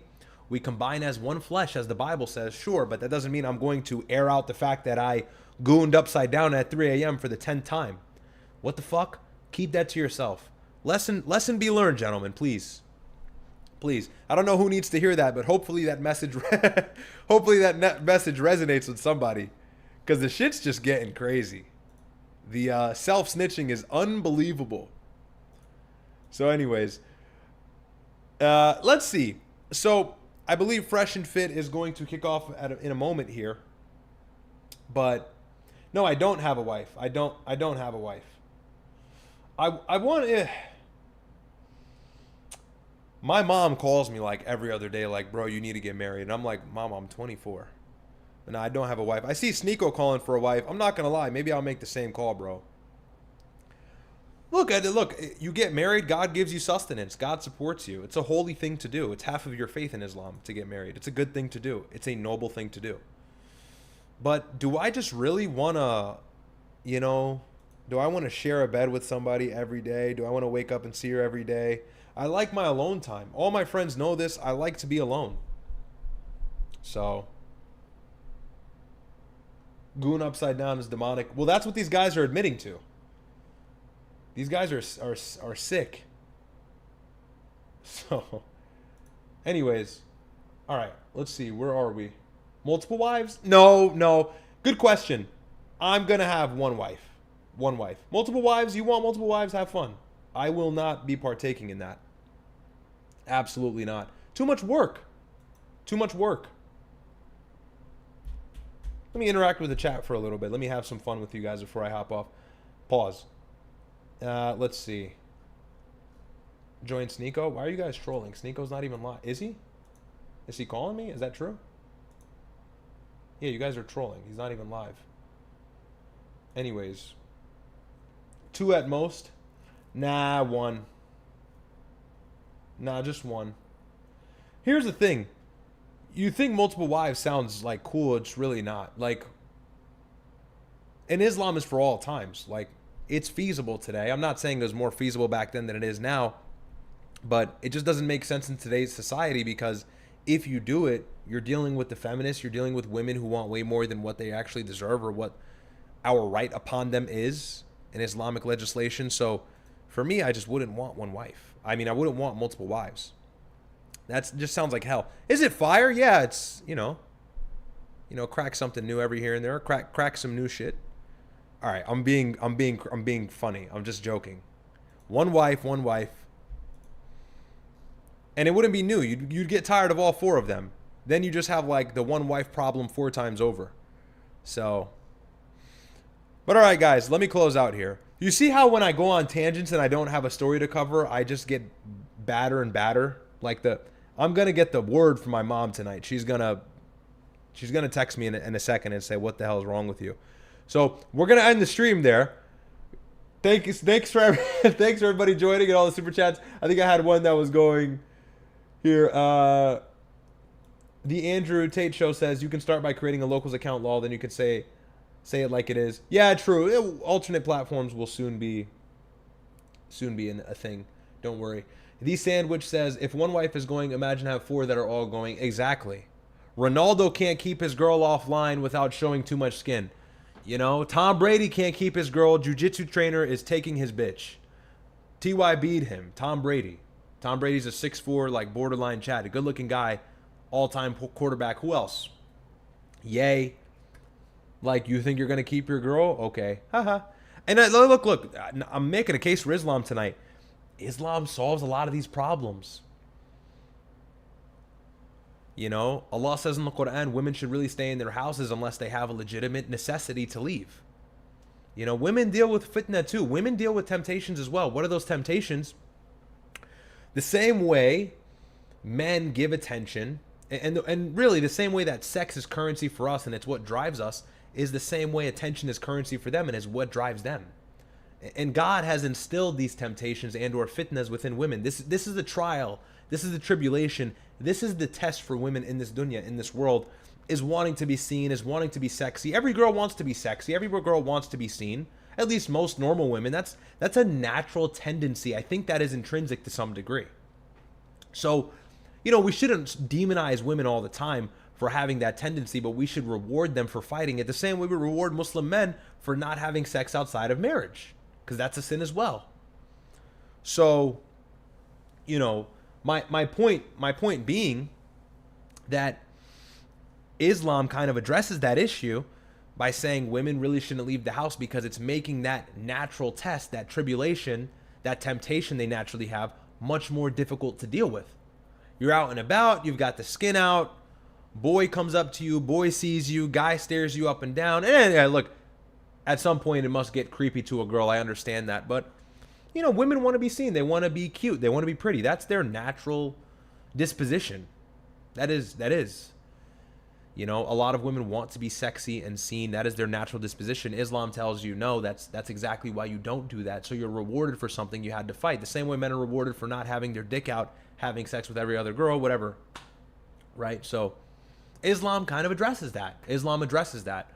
Because your girl has a full-time job, your wife has a full-time job, she meets with the CEO on some business trip, and CEO sauces her up, seduces her.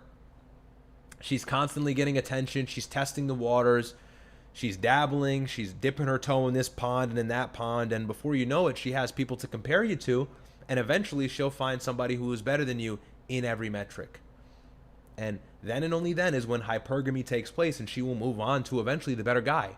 Maybe not right away, but over time. Maybe she'll start a problem with you, and then that will open up the door for her to move on to a better guy or something like that. So Islam does, in fact, address that issue.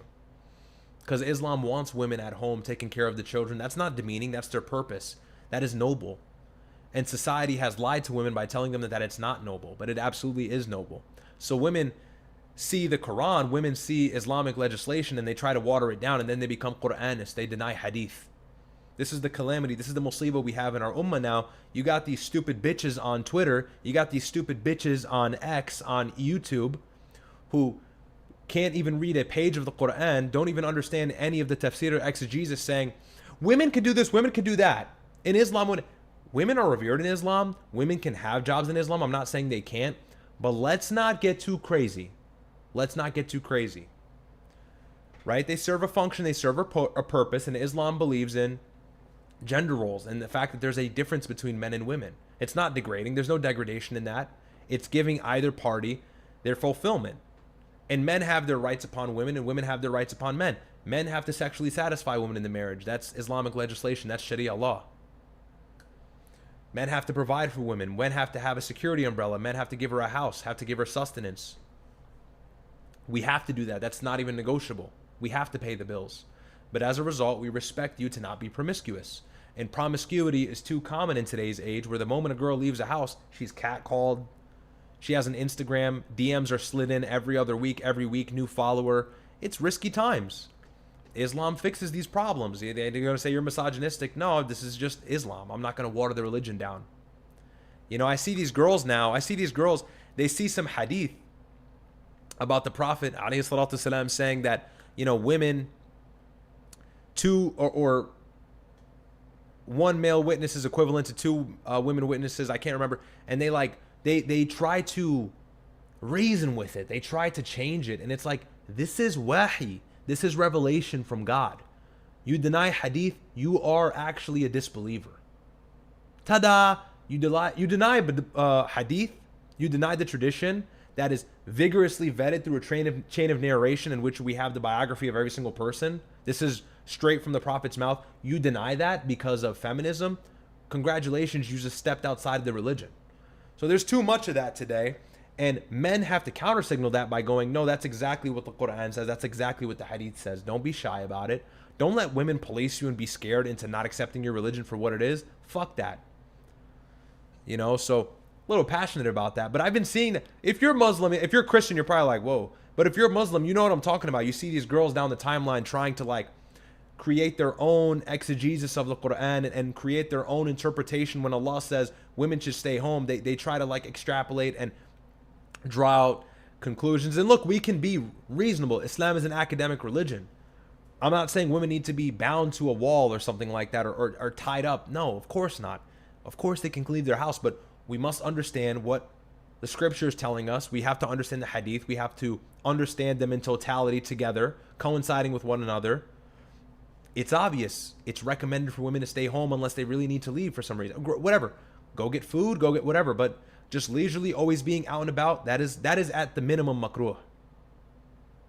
Women traveling alone, like, these are things that Muslims just water down. We should not do that.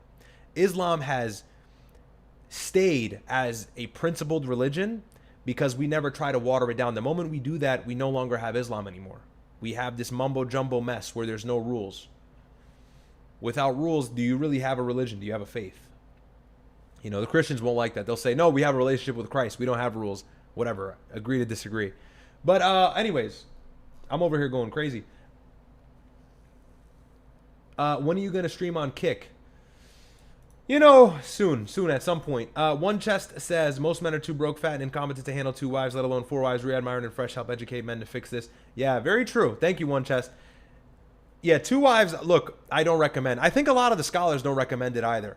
Because most men are not real niggas who can do that. You got to be a real nigga to do that. I'm not a real enough nigga. I admit it. I can't have 2 wives.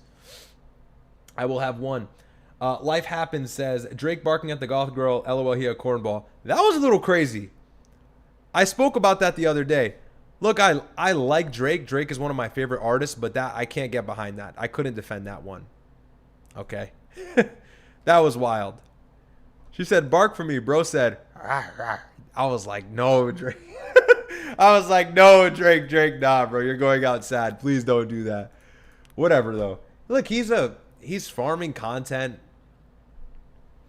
Drake has to play to his audience. His audience wants to see him do clown shit like that. So it is what it is. David says, feminism. Yeah, feminism is fundamentally anti-Islam. But if you say that, you're a misogynist. Like, okay. Yeah, should we watch the clip? You guys are laughing at that. I gotta end, but let me... Drake barking. Let's see. It'll probably come up right away. This was nuts. This was crazy, bro. Hey, do it, I would. Okay. You're saying this, and now I'm gonna like test it. Okay. Goodness, bro. Like, this video is gonna get demonetized. Like, what do we put these just away? Give me like one. Would you bark for me? Oh my god. I can't defend it. Good boy. That was okay. Really unneeded. Okay. You did the first barks. You got the laugh out of her. You did what you were requested to do. Then the little growl at the end. Oh my God, or whatever they're crying.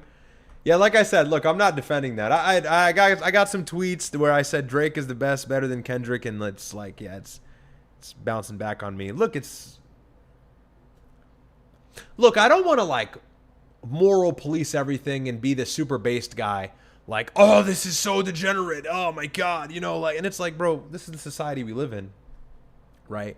Drake taking pictures with OnlyFans girls and stuff like, all right, it's just another day on Earth. I don't know why people are surprised at that, but it's like the demeaning yourself for women. Can we not? Can we not? You're Drake. You're like a billionaire. You're the most popular person on the planet, arguably one of the best artists to ever exists. Holy grammar. And it's like bros barking at girls on Nelk. Bros barking at girls on Nelk. We got billionaires barking at girls on Nelk before GTA 6. My brother reacted to it. He lost his shit. Out of my eyes. If you say do it, double reaction. I would. Okay. You're saying this, and No talents but titties, I guess. I'm gonna like test it. Okay. What do we? Just give me like one. Would you bark for me? Good boy. Look at him. Look at his face. Oh my God, that's so good. That's so good. Because like, look, bro, I'm not defending it. I think it's just as disgusting as Myron thinks it is. But Myron is older than me. Obviously, I'm like Gen Z. I'm kind of privy to this silly behavior. So it's not as offensive or visceral to me. It's like, whatever. You know, I kind of expect this kind of stuff. Like, I don't expect anything more than Drake. You know? But like, you see him. This is Myron's. Like, bro, he's just full-blown disgusted. I gotta react to him reacting to stuff more because I always have the most genuine laughs. The problem is, bro says like 10 words in a row that gets my video destroyed. So you know what I mean? Yeah. I get, yeah, you know what the rule. Like, I know. Ah! What the fuck? What the fuck? You're a Grammy-winning fucking music artist. You're an A-list celeb. You are famous. What the fuck are you doing barking for some fucking Goth OnlyFans whore? Are you fucking retarded? No, it's sad. It's degenerate. It is degenerate. I want to be careful with that clip because I guarantee you a word's gonna come up that's gonna get the video screwed. So we will refrain from watching that in its entirety. But yeah, the barking for a goth girl is just nuts. Hey, we can watch some of these. You know what? We'll save it for tomorrow. News is a bit slow, so how about we milk that? We'll save it for tomorrow. And Fresh and Fit is live, I think, at this point now, if not at any moment. So I had a great stream, guys. We had a little bit of fun at the end. Not always political, right? We'll have some fun sometimes. However, I got to be careful with the things we're reacting to and stuff like that. We know this platform is not always friendly to that kind of stuff. David says L barking. Yeah, it was L. It was an L. But that is really it. Nice little 2-hour stream. You guys have a great night. Well, hey, let me plug my shit in. Hang on. Don't go anywhere. I stopped doing this. Let me plug my clips page in. Because, you know, we want to get this to 3K followers. It slowed down a little bit, and I think it's because I stopped plugging it. So follow me on Instagram. This is Riyadh Pilled. It's my clips page. If you can't catch the streams, this is where you can catch them. And then if you want to see gym pictures every day, you can follow my personal Instagram because that's all I post on there. It's RiyadhF_. And yeah, and also follow my brother on Instagram. He got his Instagram back, believe it or not. That may or may not be short-lived, to be honest with you, but he's back on Instagram. That is Fed Reacts, all one word, of course. So go check him out. This is his first post back. Walking in the door is Patrick. Pretty funny. So go check him out there. Check us all out on Instagram. Meta's where the motion is, but Meta's pretty sensitive and polished and, let's just say, heavily censored of a platform. So got to be careful with our clips, but nonetheless, keep up with us there. And then on X, it's Riyadh's Report and everything else like that. So you know where to find me on all socials. Mr. Ferdinand says it's hilarious when he goes, what are we doing? What are we doing? What are we doing? Is that a clip from the Drake segment? Well, we'll watch it at some point. We'll watch it. Maybe tomorrow we'll take a look at it. Because the news has just been dry. The news has been a bit dry. Carolyn Levitt retired. I guess we can go over that tomorrow as well. I had that queued up today as well. This is an article right here. Just in case you guys didn't get wind of it, Carolyn Levitt will step down as White House press secretary, Trump says. So we can just cover that. Not much of a political takeaway, in my opinion, from that. But nonetheless, maybe we'll talk about it tomorrow. You guys have a great rest of your night. God bless all of you. I appreciate all the support. And is tomorrow locked? I can never lock the next day. You know how it is, okay? Hopefully, okay? Definitely once more this week. Expect one more or maybe 2 more streams this week. Try to be as consistent as I can. I got to balance with my brother's schedule as well, so maybe he'll be live. We'll see. Maybe we'll both go live together. It just depends on the play call at the time. We always do it by ear. So, guys, have a good night. God bless all of you. Had a ton of fun tonight. And until next time, don't eat oysters. If you don't know what I mean, go back to the beginning of the stream. And be safe. Stomach virus going around. Yours truly is suffering from. God bless, guys. Good night.